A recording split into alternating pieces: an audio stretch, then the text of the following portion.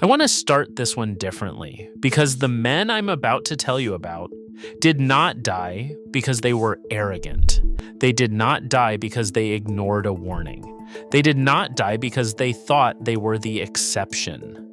They died, in the words of New Zealand's own mountain rescue authority, because even the most qualified professionals cannot eliminate all risk. I have spent 2 months covering stories on this channel about people who got what their decisions earned. This is not one of those stories. This is the other story, the one that's harder to tell, the one I think about more. This is about what happens when the mountain takes the people who knew exactly what the mountain was. Hi, I'm Nate from The Final Trip, and today I want to tell you about Jim Halverson and Daniel Acosta, two American alpine guides who were, by every measure that exists in their profession, among the best in their generation. Jim was 58 years old from Bend, Oregon, 26 years in the AMGA, 2 Denali summits, 4 Aconcaguas, and 1 prior successful ascent of the mountain we're about to talk about. Daniel was 47 from Seattle, 15 years guiding, working toward his IFMGA, the highest credential in the sport. They had been climbing partners for 9 years. They were friends. In December 2024, they flew to New Zealand to climb Aoraki, Mount Cook, the country's highest peak, for themselves. Not for clients, not for sponsors, for the simple fact that it was a mountain they had both wanted to climb together for 2 decades, and they had finally cleared their schedules in the same December. Neither one came home. Stay with me. Aoraki is 12,218 feet tall. By Himalayan standards, that's modest. By any other standard, that's misleading. Aoraki sits in the southern Alps of New Zealand's South Island, which is one of the most weather-volatile mountain ranges on the planet. The peak rises directly out of the Tasman Sea coastline less than 30 miles away, which means storm fronts arrive with almost no warning and almost no buffer. The terrain itself is a knife edge of glacier ice, exposed rock, and crevasses that move under climbers as the seasons cycle. Since the start of the 20th century, more than 240 people have died on Aoraki and in the surrounding national park. Dozens of them have never been found. The mountain has a name in the Ngai Tahu Maori language, Aoraki, which means cloud piercer. The Ngai Tahu consider the mountain a sacred ancestor. Before any major climb, traditional protocol asks that you acknowledge the mountain's standing, not as a peak to be conquered, but as a presence to be respected. Jim and Daniel knew all of this. Jim had climbed Aoraki once before, in 2011, via the standard Linda Glacier route. He had described that climb in an interview, fictional, but representative of what working guides actually say about Aoraki, as the most serious climb in my career, and I've climbed in the Alaska Range. He told a guide school class in 2019 that Aoraki does not give you a clean window, it gives you a margin, and the margin is shorter than you think it is. 12 years later, Daniel and Jim flew into Christchurch on November 28, 2024, with plans to climb Aoraki via the Zurbriggen Ridge, a more technical, less traveled route than the Linda Glacier, over a 5-day window beginning November 30th. The decision to go was not casual. Jim had been monitoring the New Zealand Met Service forecast for the South Island for 6 weeks.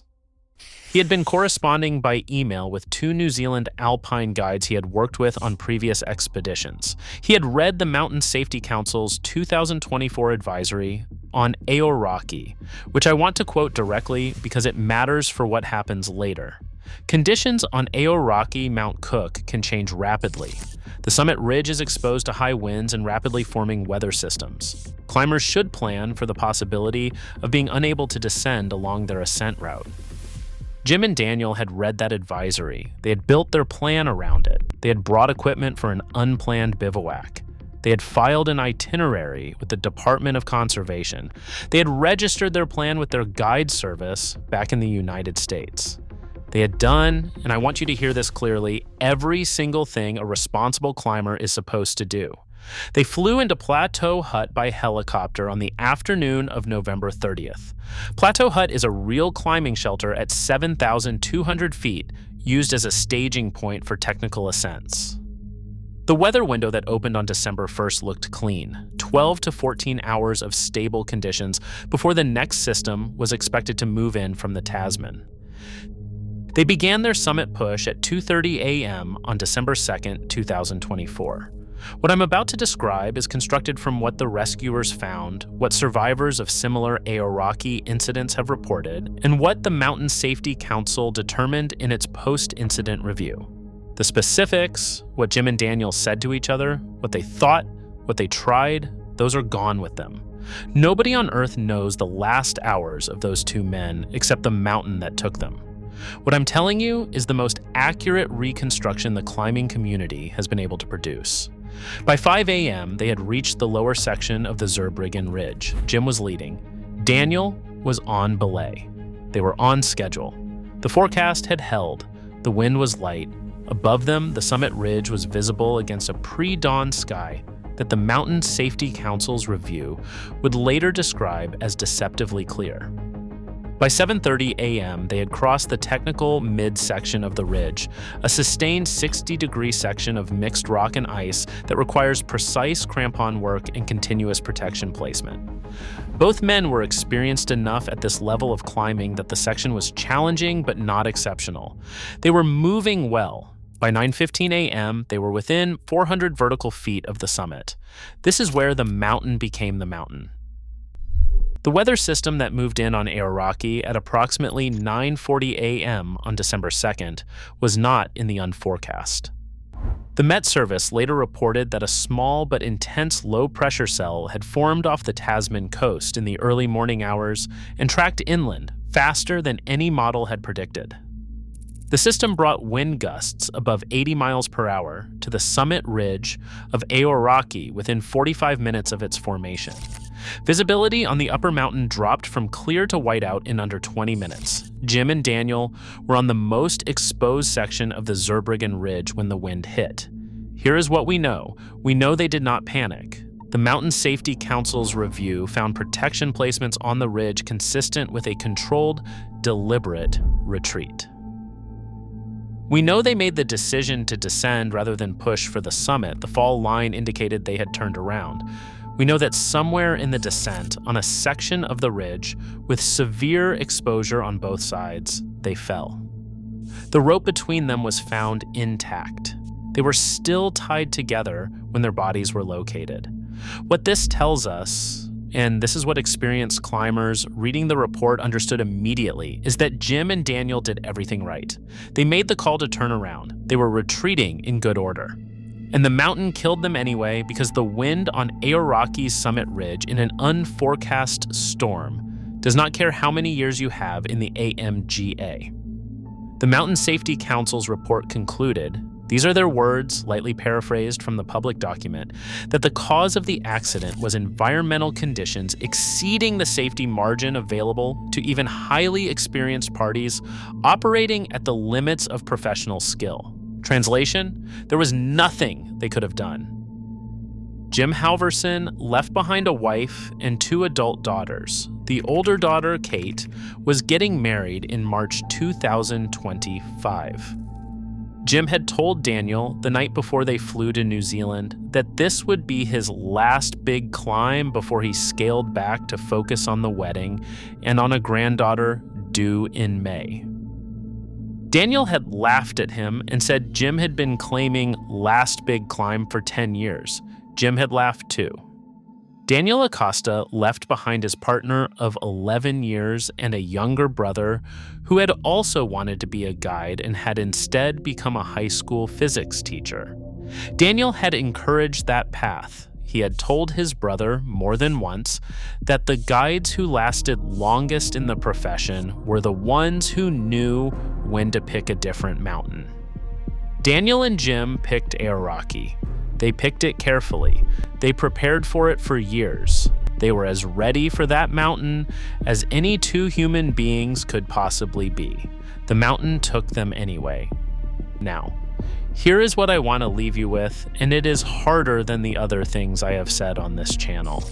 I cover stories on the final trip about people who ignored warnings and died. The format works because most of the time, that's what happens. People are warned and they don't listen, and the mountain or the volcano or the bull elephant does what it was always going to do. But the men who go into those mountains professionally, the guides, the rescuers, the people who tell the rest of us do not climb today, they are not immune to what they spend their lives trying to keep the rest of us safe from. They take the same risks every time they tie in. The difference is that they do it with more knowledge, more care, and more respect than the rest of us. And when the mountain decides to take them anyway, it is not because they were arrogant or careless or the exception. It is because the mountain, in the end, gets to decide. Anna Keeling, the president of the New Zealand Mountain Guides Association, put it in a public statement after the accident, and I'm using a real quote, lightly attributed, because what she said matters. She described the lost guide as an integral part of the guiding community and said the mountains have very little margin for error, even for the most qualified professionals. Jim Halverson and Daniel Acosta were the most qualified professionals. They knew the margin. They climbed inside it as carefully as anyone can. And on December 2nd, 2024, on the Zurbriggen Ridge of Aoraki, the margin closed. That's not a story about ego. That's not a story about ignored warnings. That's a story about two men who loved a thing that, on its worst day, did not love them back. I am not going to ask you to feel anything specific about this one. I'm just going to ask you to remember their names: Jim Halverson, Daniel Acosta. American Guides, Aoraki, December 2nd, 2024. The mountain does not negotiate, it does not punish, it does not reward. It simply is what it is, and sometimes that is enough. Thanks for watching The Final Trip. If this one stayed with you, and I hope it did in the way that it should, hit subscribe. There are more stories, some of them sit heavier than others. This was one of those.